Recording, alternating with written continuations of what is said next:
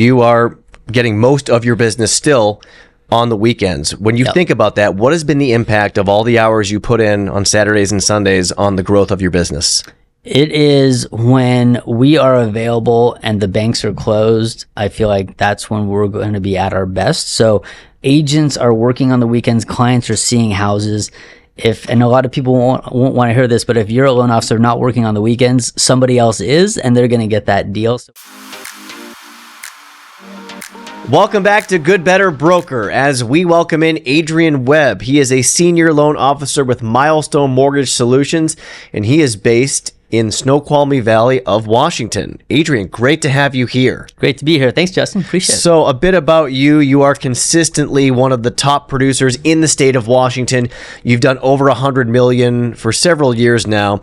And Adrian, looking back on your career in this business, it's all about relationships for you. Yep. So tell us, what has been your overall approach to managing those relationships with both your clients and your referral partners? Yeah, and I guess relationships are, I think, the core of our business, and obviously moving forward with all this AI stuff, I think that's the pillar that needs to continue.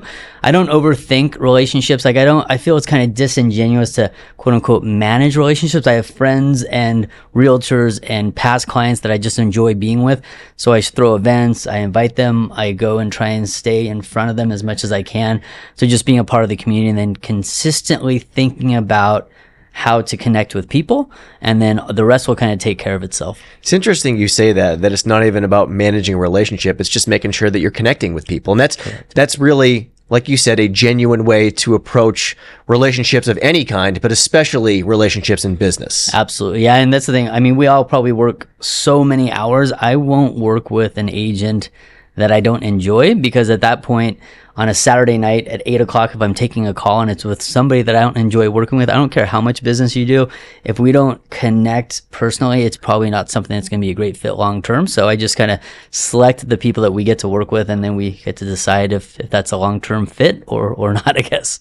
It's interesting. When you and I were talking before the interview, we were discussing like the turning point in your career, and you were telling me that back in 2018 you did 32 million, and the following year in 2019 you went all the way up to 68 million.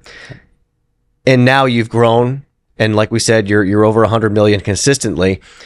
But you were also telling me, Adrian, that your activity level doesn't change based on volume. What do you mean by that? Yeah, and obviously this is very timely, the last 3 days in the market. The last thing you probably want to do is call a client and have them ask you about rates, because nobody knows where they're at. Nobody knows this falling knife where it's going to end.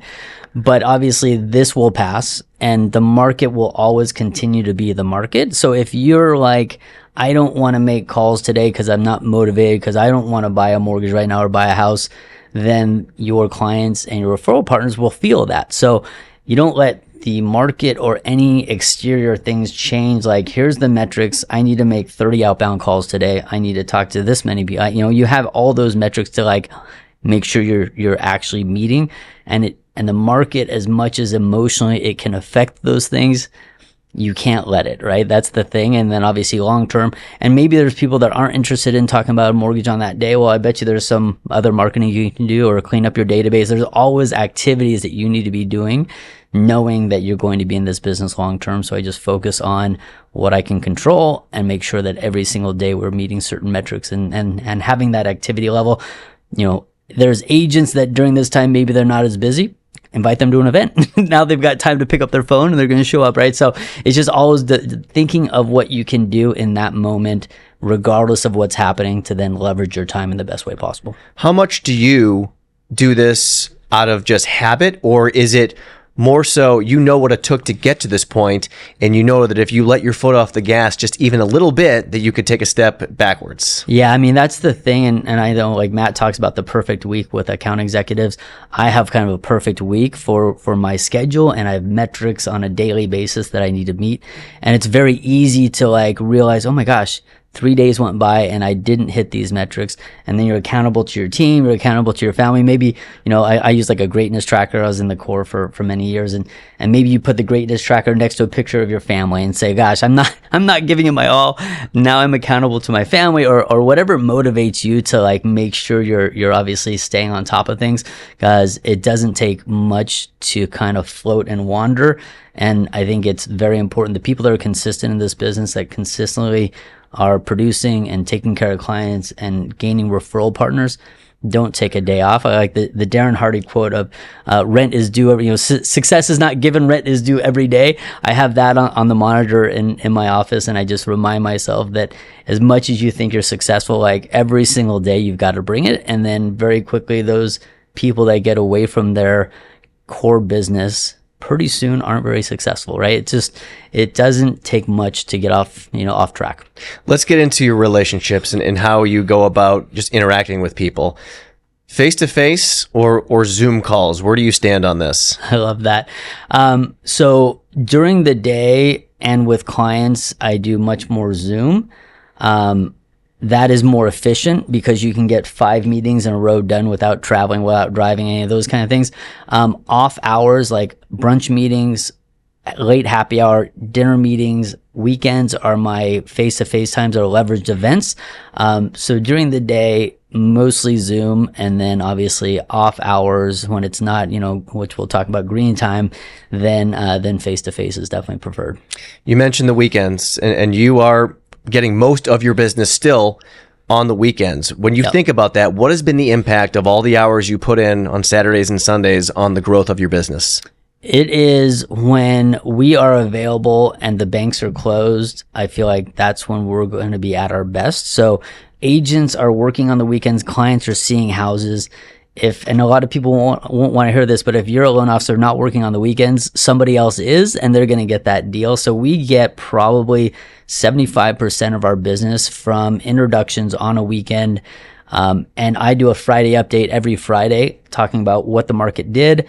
I'm available this weekend. Reach out to me if you have questions. Now you'll get a pre-approval that has 3 sets of tax returns. They're not a pre-approval on a weekend. That's not the project, but getting the introduction on the weekend is super important because that's again, when they're looking, they have more time, they will connect. So I would say again, 75% of our leads and our clients are from weekend activity. It's a huge number, and it's proof that it really does pay to put in that extra work. This might be something that's overlooked in the industry, but you're really big on simply going out there and telling people what you do. Where does that come from? Well, I think that, obviously, we own an Irish pub in the community. Having people know that I'm in the mortgage business is super important just for, there's a lot of times where realtors like, oh my God, my friends don't even know I'm a realtor. Like, that's not good. You need to let people know. So we do things like, Adrian Webb Mortgage Advisors is sponsoring this happy hour, or ladies night is sponsored by this, or, so in the community, I've made it a huge effort to make sure that they know that's what we do. And we don't make it like, hey, do you have a loan for me? Like, that's annoying.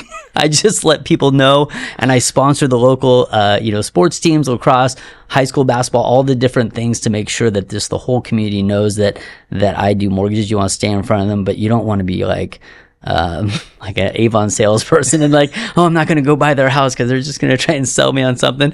But you do want people to know what you do, I think. Yeah.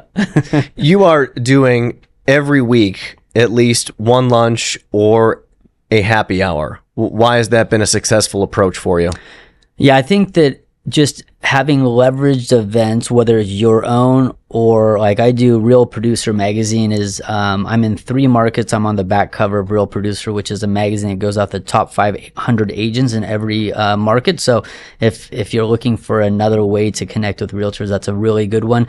But I leverage their events. I'll go to all those. There's also like Young Professional Network. I'll go to those events.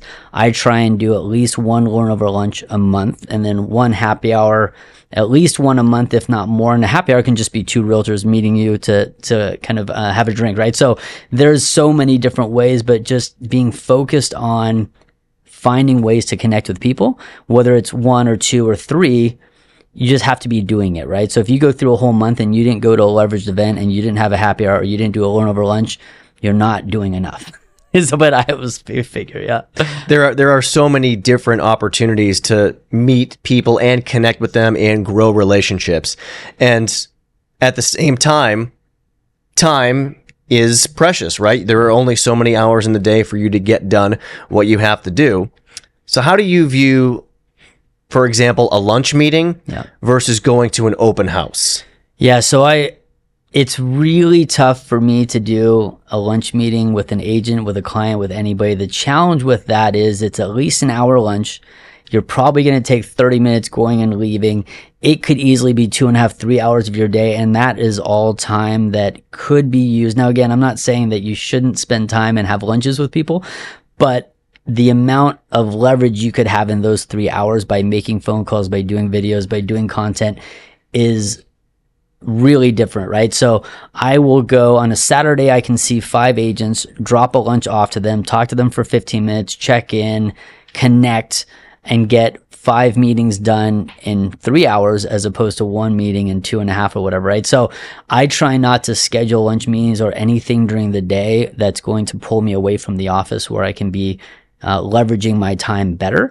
Like I said, a Saturday brunch, I'm in. Now, of course, all the stuff I'm saying, evenings, Saturdays, I know everybody has, like, we don't have any kids. That maybe makes it a little bit easier. My wife and I, and she has the Irish pub, and so she's very busy. So we're just lucky in the way that I get to leverage evenings and Saturdays or like a breakfast meeting. And then even like a happy hour could be a challenge. I try and do a late happy hour, or I go into the Irish pub at 7:00 on a Friday and I see a ton of people. So really lucky, but I just, that middle part of the day, I think is so, you just have to block that time out because it's so much more valuable to be able to either take a lead from an agent, be responsive, call clients, all the different things. Yeah. And I think it's really cool that you are able to, like you said, drop off lunch, check in, maybe spend 15 minutes chatting with somebody, and then you move on to what's next instead of getting bogged down in something that's going to take up a couple hours of your time. So that's I would great say advice. Don't sit in open house with an agent. I mean, go by them, but if you're going to sit there for 3 hours, it's not the best use of your time. Go by, check in. You can even check with them twice. Go in with them, help them set up, talk a little bit before people get there, come back in towards the end, help them clean up, pick up the signs, like whatever you want to do. But sitting there for 3 hours is not the best use of your time. So obviously just thinking about how to leverage your time in the best way. And again, early on building a relationship, I have sat for 3 hours with an agent and hung out, but it's not your best use. Let's put it that way. All right. A couple minutes ago, you referenced green time, and I want to get into that now with you and tell us how that works and how you are also using metrics to help define what is success to you. Yeah. So I've got back 4 years ago, maybe Chad Lubin, my core coach, got me onto this chess timer where there's each side of the chess timer, and I have it red or green, and you time your green time, which is when you're connecting with clients or realtors, growing your business. So my goal is to have 3 hours a day of green time. And a lot of times you don't realize how much time you don't spend connecting with people. So having that timer is massive. Like I thought, gosh, I'm really doing amazing. And then it's like 45 minutes of my whole day was actually connecting and growing my business. So tracking it is an eye opener. And then it's super important to really make sure that you're methodical about getting as much green time in as you can. Like I don't count a 30-minute Zoom meeting with a client. I won't count that. But if you are meeting with an agent and talking about growing business together, that is green time. If you're talking to a lead or a client that you're trying to get a pre-approval, that would be green time. So anyway, 3 hours a day is the metric for that. So 15 hours, if you don't have it, like on Fridays, a lot of people get calls from me. You guys turn on a dialer for an hour and just try and get my green time in. But it's super important to keep up with that for sure. To me, that requires a level of discipline that not everybody has. How have you been able to stick with that, knowing that it's something that you simply have to do every single week? Yeah, so I set up these metrics. I think you asked about that as well, is you've got to kind of work out what your perfect day is and then what your perfect week is. Like for me, a perfect week is having 100 talk tos, like getting voice to voice with somebody, a minimum of 15 face-to-face meetings. So you've got to see people. If you're going to a leveraged event, you can kind of decide how you want to count that. At the end of the week, I'll go and do table touches at the pub sometimes to get some more of my face-to-faces in. You want to have 15 hours of green time. I try and do 30 outbound calls a day. So you've got to always be counting your outbound calls and making sure you're tracking that. And then at the end of the week, if you don't have enough leads and or pre-approvals, you're going to know that you didn't have a great week. And then you just got to figure out how to get it done the next week, whether that's filling filling up your calendar with more leverage events and going and seeing more people face to face, making more phone calls, putting in the hours. But like I said, just having the metrics to know what your perfect day is, and then you kind of hold yourself accountable what your perfect week is. And then I also talk to agents about what I do, and I help them create their perfect week as well. And it's a good tool to kind of, obviously be a fantastic partner to realtors as well.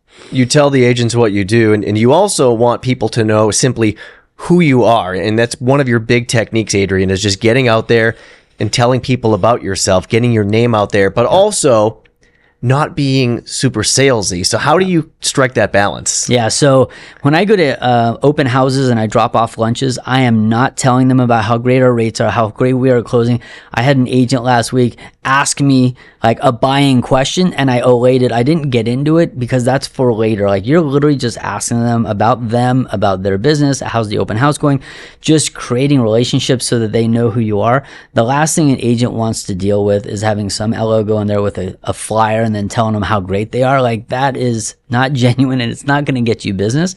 So just connecting with them, letting them make sure that they know. And I've had agents go, oh my gosh, I've got a lender. I'm like, oh my gosh, I'm so sorry. I'm here for selfish reasons. I actually just want to have a working relationship with you. So when my buyer puts in an offer on your listing here, that you know who I am. And then I've had agents like feel so bad and apologize for. So obviously don't go into those open houses trying to get them to work with you as a lender.